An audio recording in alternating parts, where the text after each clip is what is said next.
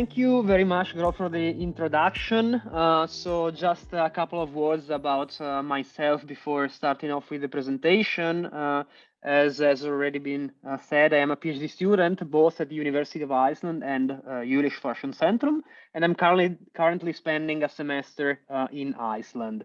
Basically, working in this simulation and data lab remote sensing group, which we have here at Groska. So this is a domain-specific lab which tries to pull together the, let's say, some expertise that some of the members have on remote sensing and others who are more knowledgeable into the high-performance computing domain. But actually, there are also other of those labs, not just the remote sensing one. And here I've listed some of the other members, and actually Surbi Sharma will also give the talk here at the Center for Remote Sensing on the 28th of April, if I'm correct.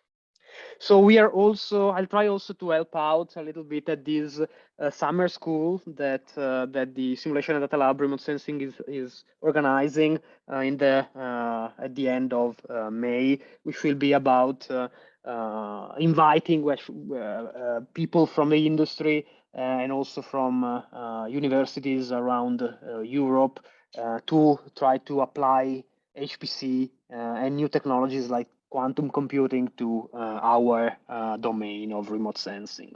But that said, I'd like to start off with with my proper talk on scaling, let's say, on trying to work towards a framework for land cover classification. So basically, the motivation is that also in my own experience, I've always encountered many technical difficulties, let's say, in retrieving a large amount of data, of satellite data. And we are here making the case of Sentinel-2, which we have been using extensively.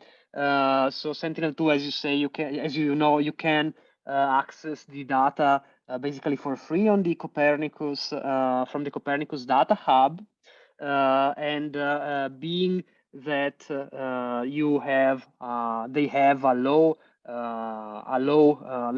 high frequency and so a low temporal resolution, which means that basically depending on the area of the globe, it can acquire views or acquisitions every 5 days, which is really good for monitoring the evolution, the dynamics of the signals captured to model, to get the pattern, the information of the pattern of land cover classification. However, as I was saying, we were encountering this issue of being severely hindered by the acquisition of large amounts of data from from different tiles. And so we decided that spending some time in, let's say, finding a way to standardize this process of downloading and data preprocessing would have been helpful to us, but hopefully also to other people of our community. And the final goal would be, once we have this stable framework, to be able, given that we retrieve these long time series, to be able to use them to build and train classifiers that would help us to model the evolution of the land cover throughout time. The idea is that since unfortunately land cover requires a huge amount of time spent by a sort of manual labeling or semi-automatic labeling that is done by different agencies at European level, these maps cannot currently be produced with an high frequency, and for example, for when it comes to Corine, which is one of the most widely used, it is a frequency of 6 years between one land cover map for the continent and the other, which is quite a long time, because you can imagine that land cover might change might be affected severely in 6 years. There are also other maps, I have to say, like the Lucas one, which have sort of an higher frequency, so every 3 years, I think, for Lucas. But still, we are talking about multiple years at least. And so our idea was, why not using the huge amount of information we can retrieve from satellite images. Basically, we are working with Professor Claudia Paris from the University of Twente, to develop this sort of framework that is composed of multiple steps from, as you can see, the retrieval and the downloading of the data from the Copernicus Data Hub to the extraction of significant and informative data points to then train our classifiers. For the moment, we tried out support vector machines, random forest, and also LSTM, and then finally have a step where we basically update the land cover map with an higher frequency than multiple years. But for the moment, we tried out year to year, but also we considered seasonal composites. So we also worked in the scale of the 3 months to give you an idea. And what we are trying to do is to, as I was saying, we are aiming to extract huge data volumes, for example, at national scale, but also hopefully at continental European scale at some point, if we are able to make this framework stable enough. And to do so, we definitely need to run this framework on high performance computing systems, because some of these steps require obviously some computational resources, especially I'm referring here for sure for the clustering, but also what we have seen is that obviously also the classification and the inference steps will take quite some time, and it's not feasible to just run them on some local device. Let's say we really want to exploit the power of HPC here, and which can come at our aid. So we do have some initial results that I want to show you before delving into the ideas to improve this. Just be aware that this is not a selling pitch. So I'm going to actually highlight the problems we are facing. So we actually, as I was saying, we tried out different classifiers. We started with focusing on one tile, which we know very well because it's located in northeastern Italy in the Alps region of Trentino. And we worked there because we had we had quite a lot of knowledge to also validate, let's say, manually, if the output of the classification made sense or not. And we also focused our attention on a specific area which was struck by this storm in late 2018, actually the storm Vaya, which basically tore down a really large part of the forest, unfortunately, in that area. But this could help us to see what if the classifier was able to detect these change or not. And what we noticed is that actually, so the random forest actually captured seemed to be quite robust and capture also quite accurate also and capture this change, while I show here the result of the LSTM, which is a little bit less convincing, I would say, in a way, because it didn't really see this huge change that you can instead just looking at it with your own eyes directly detect. And so we have been working towards improving these and towards basically improving the pre-processing step and trying to make also the data cleaner for the LSTM to be fed with, and we presented actually a work which was accepted in the last couple of days at IGARS 2022, and that we are going to refine and present in July in Malaysia. Yeah, that is said about the specific tile that we use, because we wanted to have also a manual validation of our approach. But we, as I was saying, we are planning to move and shift from a small scale to a larger scale. And now we're working towards acquiring the data from the Netherlands. We actually have already downloaded and pre-processed it. Why the Netherlands? Is because we have the partners there again at the University of Twente and other partners who are really interested into that data. But you can see, as I report here in this table, that although the Netherlands are rather small and they just consist of how many 10 tiles of Sentinel-2, of the Sentinel-2 grading system. Actually, if you make a count, simple summation over the 10 tiles and the 3 years, 2018 to 2020, it adds up to more than 600 gigabytes of data, just of raw data. So before pre-processing. So you can imagine that if you then have to adapt the training set and the cleaned data, let's say after pre-processing, you definitely require the help of HPC systems, not just to process, but also to store this amount of data. So this data retrieval part already justifies, gives us a reason of why we want to use HPC.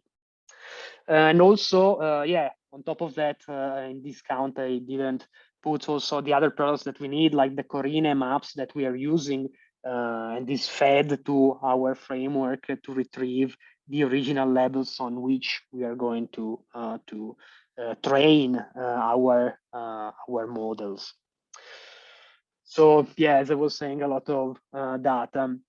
Most of the time till now has been spent on trying to make this framework work on HPC systems. This took some time, also because HPC systems it's not like running on your own laptop. Sometimes you have to spend a lot of time setting up the software environment, and so we were quite hindered at the beginning by that. And also, unfortunately, I think it's the experience of many of us working with this kind of data. When you are scaling up your processing, you can see that these APIs, like the Copernicus API that we use to retrieve data, were not really thought to, or at least this is my thought and experience, to retrieve really a lot of data and to really use it in a continuous flow of data. So we had to spend also there some time, and had unfortunately encountered many difficulties and were severely slowed down by this. But finally, we have a working framework that can at least download and pre-process the data, of which we are obviously really happy about. And yeah, that said, so we still have some ideas that might be implemented and have implemented on how to make the pre-processing better. So to feed better, more informative data to the classifier. Some ideas are, for example, instead of using each and every acquisition, we could use some very standard and widely spread procedures, like creating seasonal composites, maybe to get rid of clouds. I'm thinking of that, especially in the cases of classifiers which are maybe not so robust against noise. So that is something we have to find out, I think. But that's going to be, I think, also an interesting line of research. And obviously, the framework now, at least for the preprocessing part, is almost stable and there. Now, I'd like to spend most of the time from now on in the next months to make to make use of the data that we acquire. So how so? Well, with some machine learning and deep learning models.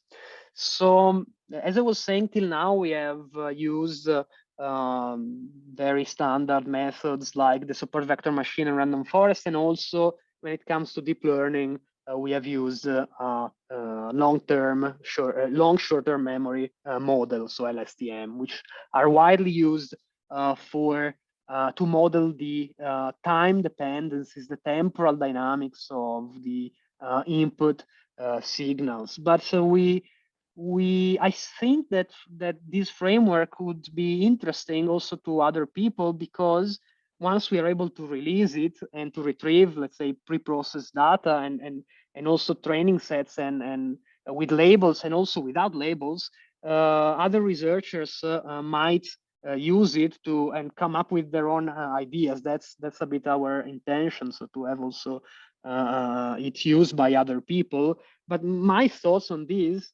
is what I'd like to spend the remaining time of this presentation. So once I have presented you with, let's say, what we have reached till now and what we would like to provide and to open, make public, hopefully after this summer, I would now like to spend some time over some ideas that I have. So, as I was saying, my first thought was to, given that we have long time series of data, in our case, we are working with 3 years, but we could make it even longer later. And when more data become available, to use LSTMs, as I was saying, we already have some prototypes working, as I was showing. And basically, LSTM are, I would say, quite a standard model when it comes to modeling long-term dynamics, because of the intrinsic nature of its architecture, which is based on these LSTM cells, which contains basically these forget and input and output and forget gates that are able to capture information as it flows throughout time. But actually, in recent years, some of you might who are into deep learning and AI in general might have heard of these revolution fostered by transformers, which get rid of the recurrency of the LSTM models while retaining the capability of modeling time series. Why it's very important? This model, the transformer architecture based on attention, is very important because it can be parallelized. So it involves, basically, it replaces recurrency by using an heavy usage of these so-called self-attention. And self-attention is based on simple arithmetics. It's matrix multiplication that is very efficient, scalable, and parallelizable on modern GPU devices. So that's why I got the feedback from many people that instead of using LSTMs, we might actually focus on these. Also because we want to, as I was saying, use large amounts of data, and so to scale this framework, the classification, to multiple GPU devices and not just one. And this is where transformers would help us, in contrast to LSTMs, which are strongly limited by their intrinsic recurrency, recurrent nature.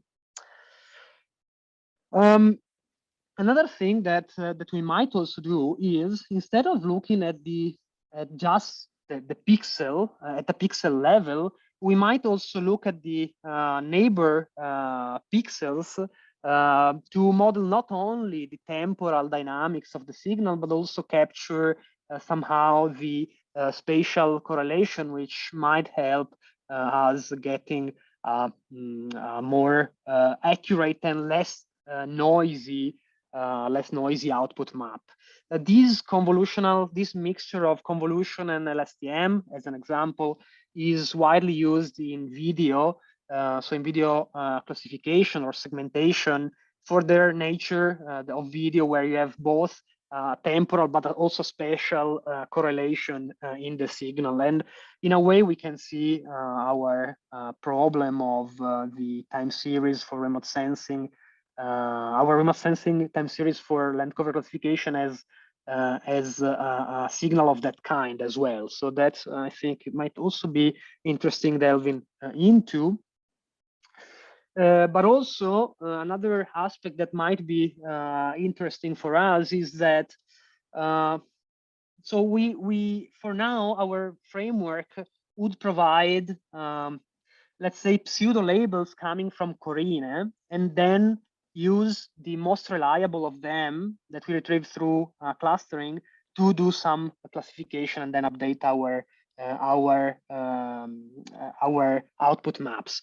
But actually, what if instead we didn't use these labels to train this model, but use, for example, also exploit the huge amount of data that we have, even though unlabeled. And so I also started studying a bit and discussing with other colleagues the possibility of adopting the contrastive loss.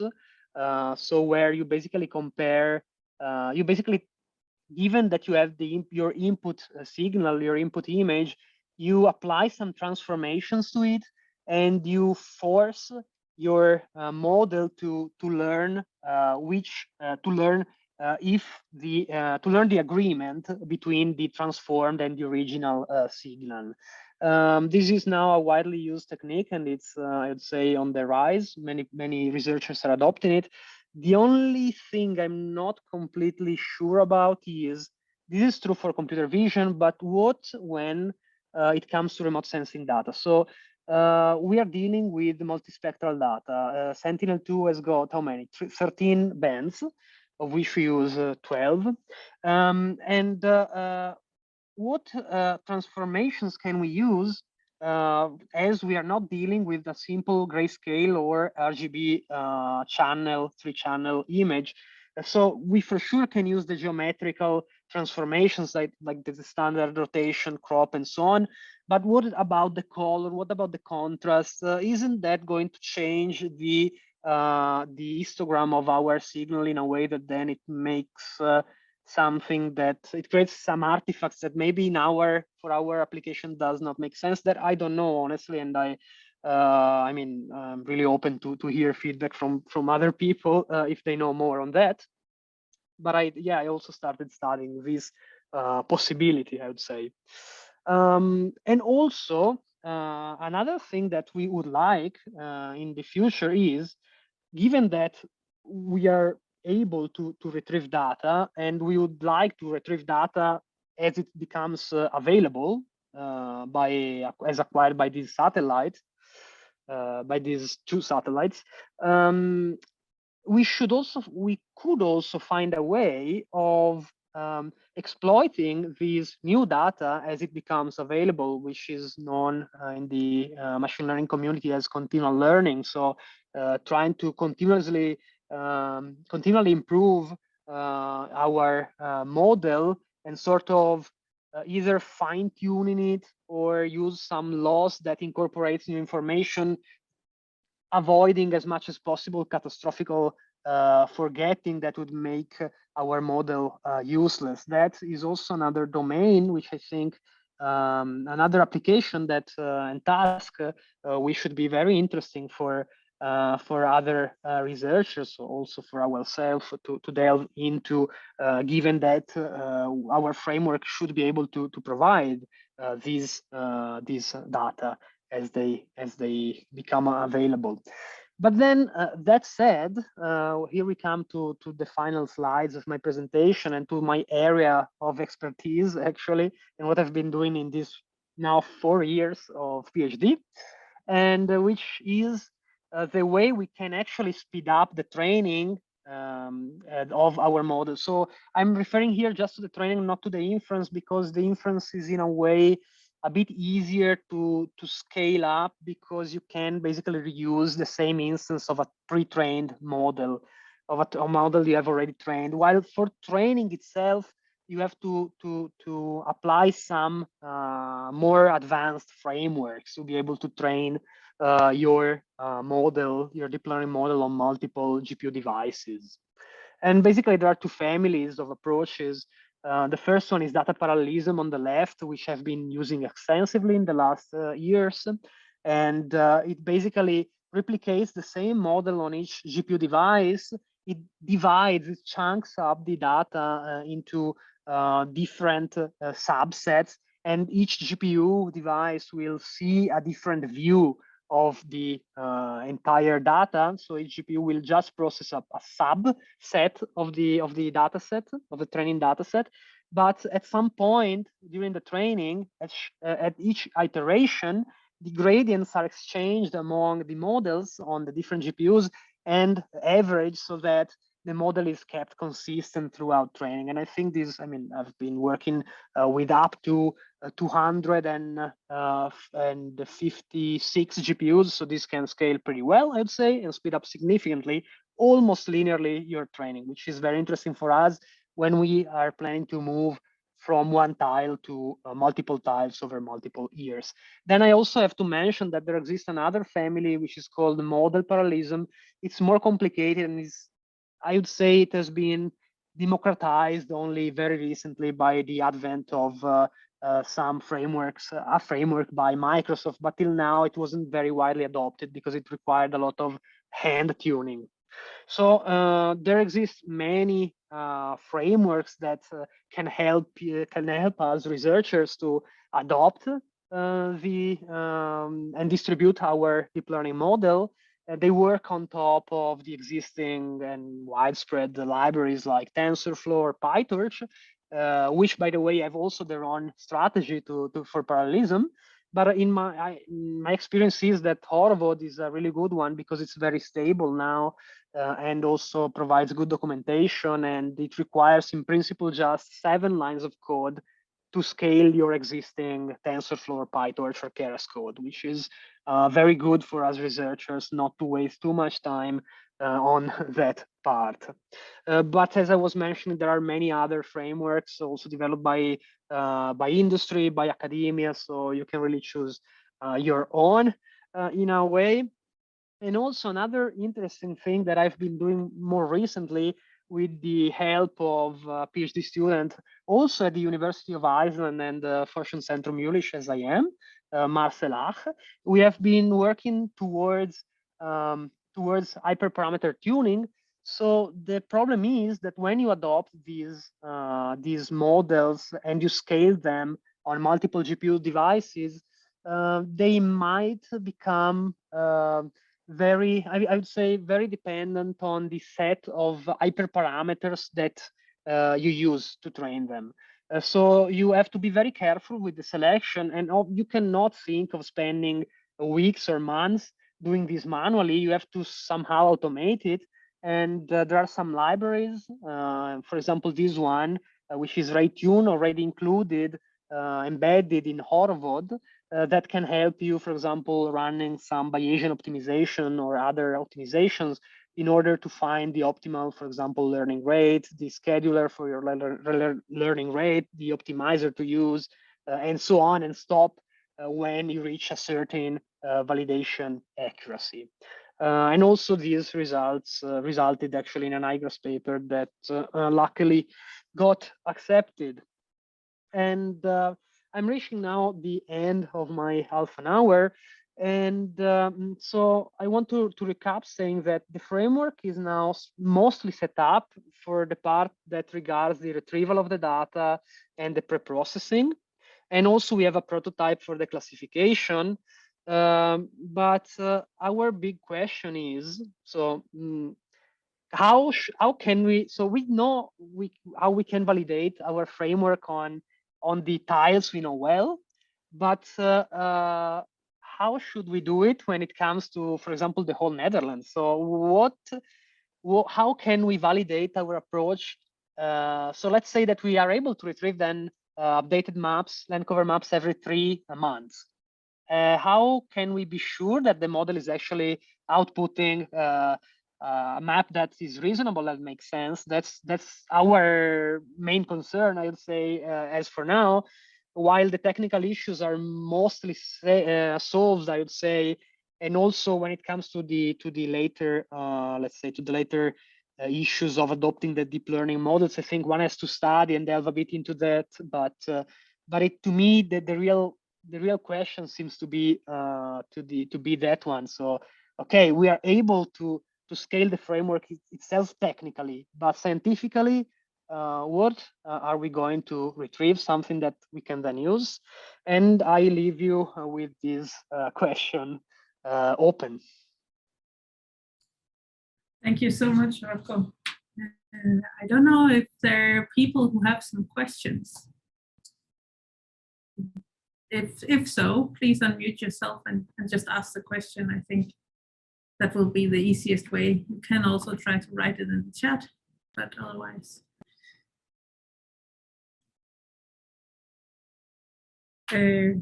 I can start. You're introducing, so even for someone who is working with remote sensing data, I think talking with computer scientists, there are so many different terms to get acquainted to, and I was a little bit this kind of you were talking about incorporating more information and having this catastrophic forgetting. Can you try to explain this a bit more? Because I was wondering, how does this catastrophic forgetting occur, and when you, yeah, can you explain a bit more? Because I was getting a little bit confused. Yeah. So yeah, thanks for the question. Yeah, unfortunately, in these talks, I understand that many of these concepts might be not familiar, but if somebody obviously is interested, they can always write me and I can give some references more.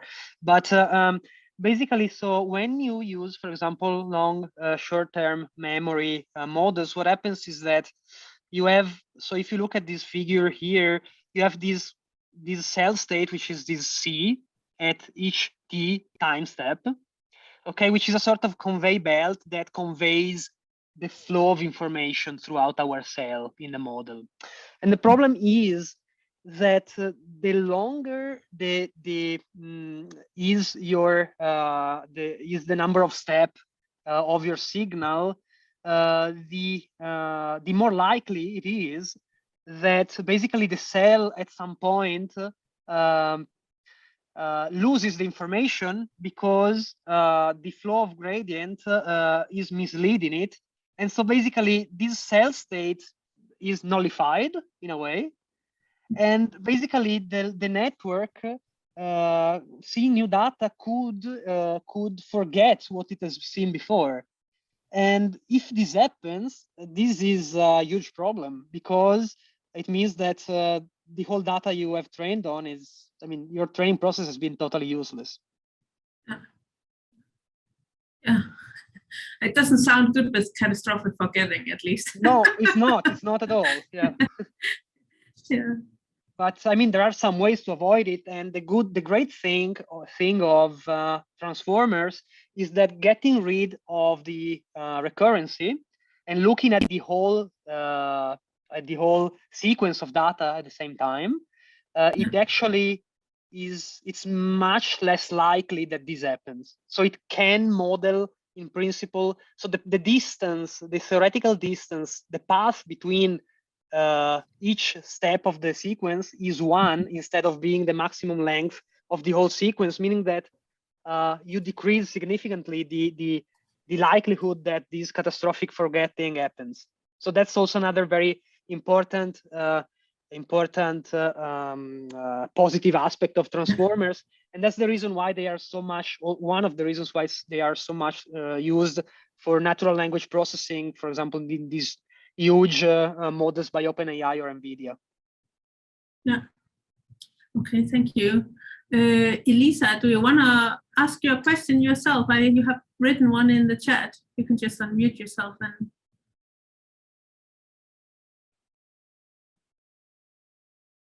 Okay, I will read it aloud. I have a question about combined convolution and LSTM.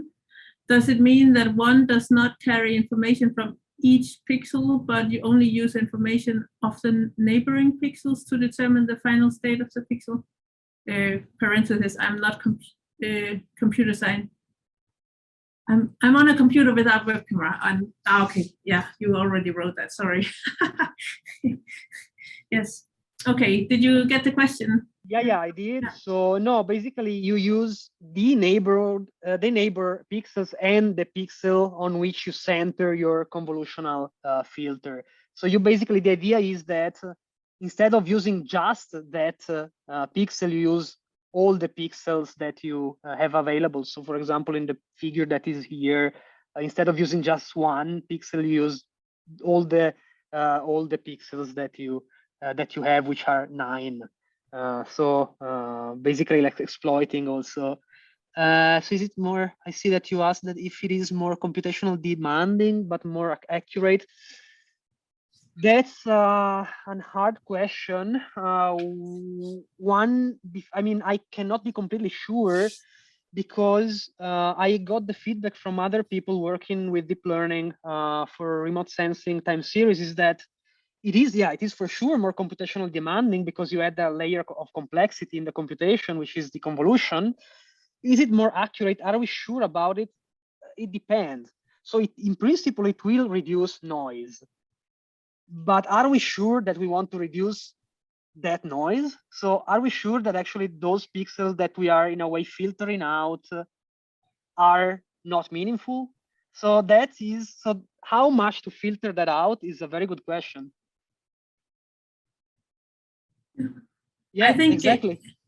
Yeah, I don't know. From my experience, I have not worked at this from a filter perspective, but like object-based clustering of groups. And in many ways, if you start to look at the land cover, a lot of the information you're getting is contextual. It's not only related to the spectrum of the pixel. If you look at the ocean, you see that the ocean has many colors, but you know the whole thing is the ocean, and not different things because of the geometry of things. So I think in many ways it makes a lot of sense, but I guess it depends on what you end up analyzing and also the scale and so on, because as soon as you start grouping, you have to decide on, because you are, as you say, you're filtering out some things. So you have to decide on the scale of your maps somehow, what you are happy with, what resolution you want to work with. That's I think your point is in fact very, very interesting. So yeah, we have to understand exactly the scale of what we see, let's say, and not to smooth too much, let's say. Yes, there was one thing. She said, thank you very much. There was one thing you were saying, like trying to make these maybe 3 months land cover maps. And I'm just wondering, because often when you do land cover maps, you do it in a certain season because, for instance, with crops, they are flowering in a certain season, so they have special spectral signatures. If you start to produce maps, let's say midwinter, you will get completely different challenges than making yearly maps. Is there ways of going around this, or have you thought about this? Or we have the same concern, I would say. So we're thinking about this as well. So look, let's say for example, in the tile of Trentino, we were trying to validate this seasonal approach to see, in fact, the spectral signature of in spring, summer, and autumn, and yeah, I mean, we are trying to understand if. So once let's say that we go for the approach of using the composites, we have to use always the.